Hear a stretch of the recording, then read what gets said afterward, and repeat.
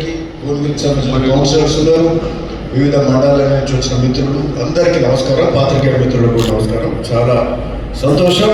ఈరోజు తెలంగాణ ప్రభుత్వం గౌరవ ముఖ్యమంత్రి రేవంత్ రెడ్డి గారు వినూత్నంగా మరి 99 రోజుల ప్రజాపాలన కార్యక్రమం చేపట్టి ఈరోజు ప్రజలకు అంటే అన్ని వర్గాల ప్రజలకు మనం ఈ 99 రోజులలో ఏమేం చేస్తున్నాం, వివిధ శాఖల ద్వారా చేసే కార్యక్రమాలన్నీ కూడా చెప్పే కార్యక్రమం ఈరోజు చేస్తున్నారు.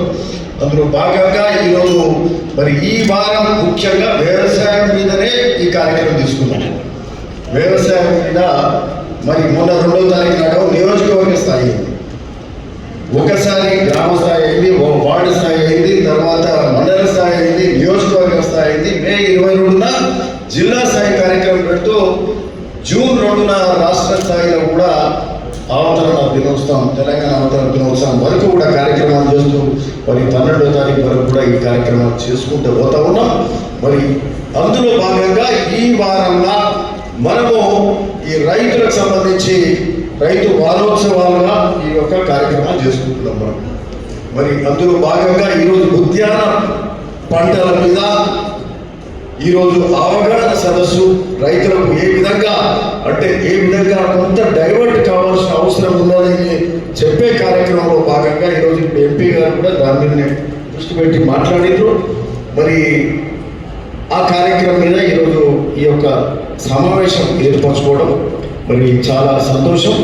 మరి ముఖ్యంగా ఈరోజు మనకు తెలంగాణలో ఈరోజు దేశంలోనే అత్యధిక ఓట్లు పండిస్తున్న రాష్ట్రం అంటే తెలంగాణనే. ఈరోజు అంతకుముందు పంజాబ్, యూపీలో, హర్యానాలో ఎక్కువ ఓట్లు పండేది. ఓట్లు కానీ గోధుమ కానీ ఎక్కువ ఆహార ధాన్యాలు పండించే రాష్ట్రాల కంటే ఎక్కువ కూడా తెలంగాణ ఈరోజు అత్యధిక ధాన్యం పండించే రాష్ట్రంగా ఈరోజు మనకు గొప్పగా ముందుకు పోతున్నాం.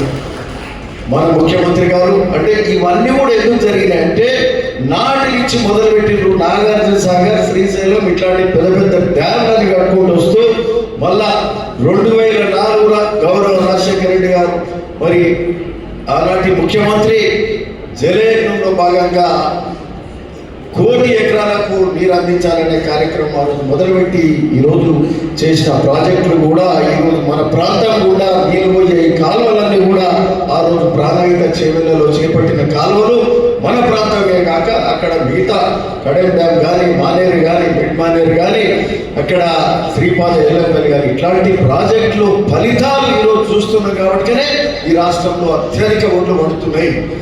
సరే, ఇవన్నీ గొప్పగా ఉన్నాయి. ఈ ఓట్లు పండించే కార్యక్రమంలో మరి అంత గొప్పగా జరుగుతుంది. సంవత్సరం ఎక్కువ ఓట్లు పడుతున్నాయి, పంటకు ఎక్కువ పడుతున్నాయి. పోయినసారి మన యాదాద్రి భువనగిరి జిల్లాలోనే 3,77,000 మెట్రిక్ టన్నుల ధాన్యం కొనుగోలు జరిగింది. ఈసారి 4,5 లక్షల మెట్రిక్ టన్నుల వరకు యాదాద్రిలోనే పంట కొనుగోలు చేయడానికి ప్రభుత్వం సమాయత్తమైనది. అంటే సంవత్సరం పంట పెరిగే కార్యక్రమం జరుగుతుంది. ఈ 4,77,000 అలా సగం మన భువనగిరి నియోజకవర్గం వస్తుంది. మన జిల్లాలో దాదాపు 2 పూర్తి నియోజకవర్గాలు, కొన్ని మండలాలు ఈ పక్క ఆ పక్క కలిగితే 3వ నియోజకవర్గం కూడా ఉన్నట్టు లెక్క. మనది కొంతాడు, మనది జాగ్రఫికల్గా మన ఏరియా చూసుకుంటే పంట మాత్రం దాదాపు సగం పంట మనదే భువనగిరి నియోజకవర్గం.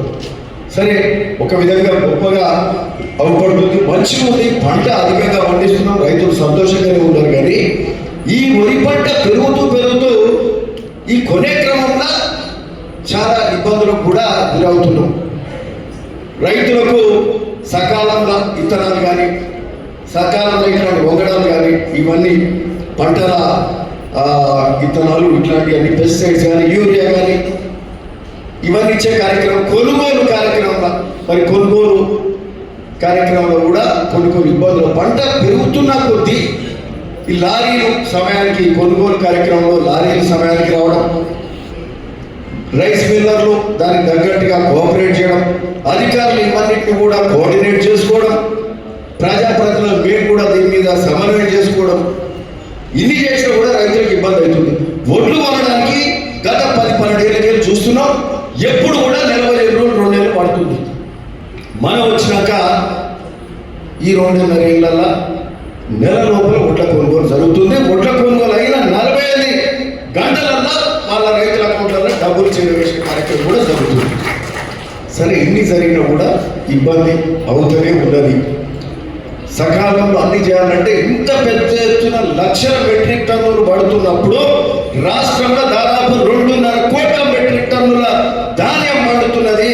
మరి ఇంత పెద్ద ఎత్తున జరుగుతున్నప్పుడు కొంత సమస్యనే. సరే, ఇప్పుడు ఈరోజు ఈ ఉద్యాన శాఖ తీసుకున్న కార్యక్రమం నేను ఇవన్నీ ఎందుకు చెప్తున్నట్టే, ఈరోజు కొంత డైవర్షన్ కావాల్సిన అవసరం ఉంది. మనం ఒకటే పంట అదే పండించుకుంటూ పోతే భూమిలో ఉన్న సారం కూడా తగ్గిపోతుంది.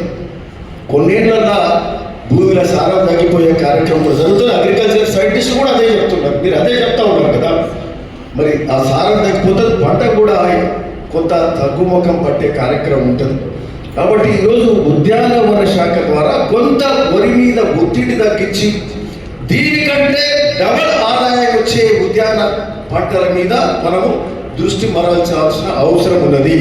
కొత్త కొత్త ఆలోచనలు చేయాల్సిన అవసరం ఉంది. అదే పాత ఆలోచనలలో పోతే ఏదో ఒక సమయంలో ఇబ్బంది పడడం జరుగుతుంది. ఏ ప్రభుత్వాలు ఉన్నా ఎవరున్నా ఎంత కోఆర్డినేషన్ చేసినా ఒకటే విధంగా పోకుండా కొంత వేరే విధంగా పోవాల్సిన అవసరం ఉంది. ఈరోజు ఉద్యాన శాఖ వాళ్ళ స్టాటిస్టిక్స్ చెప్తున్నాయి, 7% భూములనే ఈరోజు ఉద్యాన శాఖ ద్వారా వివిధ పంటలు పండుతున్నాయి. కానీ రెవెన్యూ కూరగాయలు కానీ ఇతరత్ర కానీ బట్ ఆదాయం ఎట్లుందంటే 25% దానికే ఉంది. ఉద్యాన శాఖ 7% భూమిలో పంట పండుతుంది, 25% ఆదాయం వస్తుంది. మరి మిగతా 23% ఇక్కడ రూపాయి పెడితే 3 రూపాయలు వస్తుంది, అక్కడ రూపాయి పెడితే 2 రూపాయలు వస్తుంది. సో ఉద్యాన శాఖలో లాభం ఎక్కువతుంది. కొంత డైవర్షన్ కూడా అవసరం మనకు. ఇప్పుడు వరి కంటే వడ్ల కంటే బియ్యం కంటే సరిపోని కూరగాయలు తినాల్సిన అవసరం కూడా ఉంది. పౌష్టికమైన ఆహారం కూడా తినాల్సిన అవసరం ఉంది. విటమిన్లు ఎన్ని ఉంటాయి? కూరగాయలలోనే ఉంటాయి, పండ్ల తోటలలో ఉంటాయి, పండ్లలో ఉంటాయి. కాబట్టి ఈ యొక్క డైవర్షన్ కూడా ఎక్కువ అవసరం ఉంది. ఎక్కువ బియ్యం తింటే షుగర్లు ఇట్లాంటి అన్ని డయాబెటిక్లు వస్తున్నాయి. ఇప్పుడు దేశాల్లో ఎక్కువ డయాబెటిక్ ఉన్నదంటే మన ఇండియాలో ఎక్కువ ఉన్నది. ఏంటంటే మనం ఎప్పుడు ఇక బియ్యం తింటాము, ఇంత అన్నం ఎక్కువ తింటాం, కూరలు ఇంత తింటాం. సో ఎంత అన్నం తింటామో అంత కూరలు కూడా తినాలంట. సో ఇవన్నీ కూడా కొంచెం మన ఫుడ్ స్టైల్ కూడా మార్చుకోవాలి. సో ఇవన్నీ కూడా కావాలి. పంటల మార్పిడి కూడా జరగాలి. ఆదాయ వనరులు కూడా పెంచుకోవాల్సిన అవసరం ఉంది. మరి కూరగాయల పంటలు ఈరోజు టమాటా కానీ ఆలుగడ్డ కానీ ఇట్లాంటివన్నీ కూడా, సొరకాయ కానీ వంకాయ కానీ ఇట్లాంటివన్నీ, క్యాబేజ్ కానీ కాలీఫ్లవర్ కానీ ఇవన్నీ కూడా పండించాల్సిన అవసరం ఉంది. సరే, ఇది కాకుండా మనకు పామాయిల్ మీద కూడా మనం ప్రత్యేకమైన దృష్టి పెట్టాల్సిన అవసరం ఉంది. పామాయిల్ ఈరోజు స్వయాన తుమ్మల నాగేశ్వరరావు గారు మన అగ్రికల్చర్ మినిస్టర్, వారు 100 ఎకరాల వ్యవసాయం చేస్తున్నారు. అందులో సగానికంటే ఎక్కువ పామాయిల్ పంటనే పండిస్తున్నారు. ఈసారి అంటే ఆయన పని ఫ్రీ టైం దొరికిందంటే పోయి బాయికాటనే ఉంటాడు, వ్యవసాయమే చేస్తున్నాడు. ఖమ్మంలో తుమ్మల నాగేశ్వరరావు గారు మరి అంటే పామాయిల్ ఎందుకు కొట్టిగానే చేయడు కదా, ఆయనకి ఆలోచన ఉంటేనే చేస్తాడు కదా. ఇక్కడ లాభసాటిగా ఉంది. మాకు సంవత్సరంన్నరకి చెప్తూనే ఉన్నారు, మీరు ఎప్పుడు కడుతున్నారు అంటారు. మేము చెప్తున్నాం, ఈసారి మేము పామాయిల్ వరిగొండలు ఈసారి పెడుతున్నాం. మేము మాకున్న భూమిలో పామాయిల్ వరిగొండలు పెడుతున్నాం, మీరు కూడా పెట్టండి. ఎకరానికి 2 లక్షల రూపాయల ఆదాయం వరకు ఉంటుంది. 5వ సంవత్సరంకి వెళ్ళి ఉంటుంది. వరిలు అంత వస్తుందా? అది నారు పోయాలి, వాన పడుతుంది, పిడుగులు పడే, ఉడగళ్ళు పడే, కోత కోసినాక కళ్ళాలలో మోస్తుంది, ఎండలలో ఎండితివి, తడిస్తుంది, ఒట్లు ఎప్పుడు కొంటారు బాధపడుతుంది. ఇప్పుడు ఇలా అట్లాంటి బాధలు ఉన్నాయి. ఇది పెట్టడానికి కూడా మనకు 51,000 రూపాయల వరకు సబ్సిడీ, ప్రభుత్వం నుంచి సబ్సిడీ ఇచ్చే కార్యక్రమం కూడా జరుగుతుంది. మరి ఇంత సబ్సిడీ ఇస్తుందంటే ప్రభుత్వం ఊరికేనే ఇస్తుందా? ఎందుకు ఇస్తుంది ప్రభుత్వం సబ్సిడీ? పామాయిల్ పండించాలి ఎందుకు ఆలోచన చేస్తుంది అంటే, పామ్ పెడితే ఈరోజు విదేశీ మారకం కూడా మనకు మిగులుతుంది, ఫారెన్ ఎక్స్చేంజ్ కూడా మిగులుతుంది. ఈరోజు పెట్రోల్ ఇప్పుడు ఇరాన్ వార్ అయితే, యుఎస్ ఇజ్రాయెల్ ఇరాన్ వార్ అయితే ఇప్పుడు ఈరోజు ఎంత పెద్ద సమస్య అవుతుంది. ఇక సరే వాళ్ళు కొంచెం ఆపినట్టు ముందు పోయినట్టు ఏదో చేస్తున్నారు, కొంత డ్రామా నడుస్తుందా. కానీ ఇక ఫుల్ ఫ్లెడ్జ్ వారైతే మాత్రం ఇక పెట్రోల్ గీట్రోల్ అంతా ఇబ్బంది అవుతుంది. ఈరోజు అట్లాంటి పెట్రోల్ ఆయిల్ ప్రొడక్ట్స్లో ఇది 20-25% పామ్ ఆయిల్ కలుస్తుంది. అలా అంటే ఎంత ఫారెన్ ఎక్స్చేంజ్ మిగులుతుంది. మనం తినే ఎడిబుల్ ఆయిల్స్లో కూడా కలుపుతారు కదా, ఎడిబుల్ ఆయిల్స్లో కూడా కలుపుతారు. అంటే మనం తినే ఆయిల్స్లో కూడా, వాడే ఆయిల్స్లో కూడా కలుపుతారు. సో మనకు ఒక ఫారెన్ ఎక్స్చేంజ్ కూడా సేవ్ చేసుకోగలుగుతాం, ఒక 20-25%. ఇది గొప్ప విషయం కదా. అదే మన మన దేశంలో ఆయిల్ తక్కువ, పెట్రోల్ తక్కువ, బయటకు వెళ్ళి వచ్చేది అంటే 20-25% రైతులు కాంట్రిబ్యూట్ చేయగలిగితే గొప్ప విషయం. దేశానికి మేలవుతుంది, మీకు మేలవుతుంది. మీకు 2 లక్షల రూపాయలు సంవత్సరానికి వస్తే ఇంకేం కావాలి? సో దానికంటే మించి అది దానికి వడగళ్ళు లేవు, వానలు లేదు, ఏది లేదు, ఏ ఇబ్బంది లేదు, ఎట్లాంటి ప్రాబ్లం లేకుంటుంటుంది. కాబట్టి ఆయిల్ పంప్ ఎంకరేజ్ చేద్దాం, పెడితే అంటే ఇట్లాంటి కొత్త ఆలోచనలు చేయాల్సిన అవసరం ఉన్నది. ఇవన్నీ పెడుతుంది, మనం చూస్తున్నాం కూడా, ఆదాయం చూస్తున్నాము. పోయి చూసి రావాలి. ఎంపీఆర్ అన్నట్టు అగ్రికల్చర్ ఆఫీసర్స్ మీరు ఒకటి చూపెట్టండి. ఎప్పుడన్నా ఒకటి మీరు ఏసీ గారు మీరు కూడా ఏమంటున్నాం అంటే అగ్రికల్చర్ ఇప్పుడు మంచి వ్యవసాయం చేసి మరి ఉండే మండలంలో ఉన్న పెద్ద రైతులను, ఇట్లా స్థలం భూమి ఉన్న వాళ్ళను ఇట్లాంటి క్షేత్రాలకు తీసుకుపోవాలి. ఆయిల్ పాముల క్షేత్రాలు తీసుకుపోయి వాళ్ళు ఎట్లా పండిస్తున్నారు, ఏ విధమైన రెవెన్యూస్ ఉన్నాయి వాళ్ళకి చూస్తే అది బయట అందరికి తెలిసే కార్యక్రమం చేస్తే ఎక్కువ మంది పెట్టడానికి కూడా వీలు ఉంటుంది. సో కొంతలో కొంత మనము అట్లీస్ట్ 20-25% అన్నా ఈ యొక్క ఉద్యాన పంటలకు ఆయిల్ పామ్ కానీ మనం కొంత డైవర్ట్ అయితే మేలవుతుంది.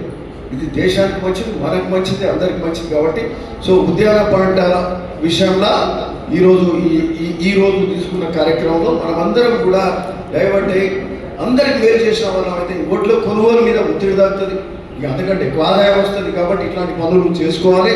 సరే ఈ వారంలో ఇక మిగతా కార్యక్రమాలు కూడా ఉన్నాయి. ఒకరోజు రైతులకు సంబంధించి సోలార్ పంప్ సెట్స్ కానీ మరి ఇతరత్ర యాంత్రీకరణ కానీ ఇట్లాంటివన్నీ ఉన్నాయి కార్యక్రమాలు. మాకేమో రోజు ఎక్కడో రోజు పెళ్లిళ్ళు ఉంటున్నాయి, ఓ దిక్కు ప్రజాపాలన ఉంటుంది, ఓ దిక్కు ఇలా పోచంపల్లిలో మంచినీళ్ళు, కరెంటు మీద, గ్రామాల అవసరాల మీద రివ్యూ పెడుతున్నాం. ఏ ఊర్లో ఎక్కడ బోర్ అవసరం, ఏడ మోటార్ అవసరం, ఏడ పైప్ లైన్ అవసరం, వాళ్ళకి దాని ఖర్చు ఏంది, ఎస్టిమేషన్ ఏంది, ఆర్డబ్ల్యూఎస్ వాళ్ళతోటి, ఎలక్ట్రిసిటీ ఏఈడీలతో మీటింగ్ పెట్టుకుని వాళ్ళకి ఎట్లాంటి అవసరాలు. ఎందుకంటే అది ఇళ్ళ దొరుకుంటే అది పక్కకు పెట్టలేము. ఓ దగ్గర రైస్ మిల్లర్స్ తోటి మీటింగ్ పెట్టుకున్నాం నిన్న పోచంపల్లితో, వాళ్ళందరూ వచ్చి కలిసి ఆడ 2 రోజులు స్టేల్ పెట్టి ఉండే ఒడ్లు కొట్టలేరు, వీళ్ళు ఆడ ఎంత జోకాలి ఏంది అనేది. ఈసారి మరి ఈ తాళ ఎక్కువ వచ్చింది, ఏది ఏమంటాము గట్టి తాళ అంటాము, గట్టి తాళ ఎక్కువ వచ్చే వరకు వాళ్ళకి ఇబ్బంది అవుతుంది, రైతు అట్లా. సో కొంత సమన్వయం చేసి దాన్ని చేసే కార్యక్రమం ఈసారి. ఎందుకంటే ఈ దోమకాటు వచ్చి జర ఇబ్బంది అయింది, పోయినసారి రాలే, ఈసారి వచ్చినందుకు జర నష్టం అవుతుంది. సరే మేము ఎట్లా కొంటామనేది ఆలోచన, కొంత సమన్వయంతో హెచ్చు తగ్గులతోటి ఆ ఓట్లు కొనుగోలు చేయాలి. కొనకుండా 4 రోజులు పెడితే మాయిశ్చర్ తగ్గుతుంది, మాయిశ్చర్ 5% తగ్గితే 2 కిలోలు వజన్ తగ్గుతుంది. దానికి వాళ్ళు తొందరగా చేసుకునే కార్యక్రమం చేయాలి, కొంచెం మనం తగ్గాలి, కొంచెం బిల్లర్ తగ్గాలి. సో ఇట్లాంటి కార్యక్రమాలు చేసుకుంటూ పోతున్నాం. సరే ఏదున్నా ఈ ప్రభుత్వం రైతు పక్షపాతిగానే ఉంటుంది. కాంగ్రెస్ ఎప్పుడు కూడా రైతుకు మేలు చేసే ఆలోచన చేస్తుందని ఈ సందర్భంగా చెప్తూ, ఉద్యాన పంటల మీద మరి ఈరోజు ఈ రివ్యూ పెట్టడం చాలా సంతోషం. ఉద్యాన పంటల దిక్కుగా కొంత మనం దృష్టి పెట్టాల్సిన అవసరం ఉన్నదని మీరు అందరికీ మరొకసారి కోరుతూ అందరికీ నమస్కారం.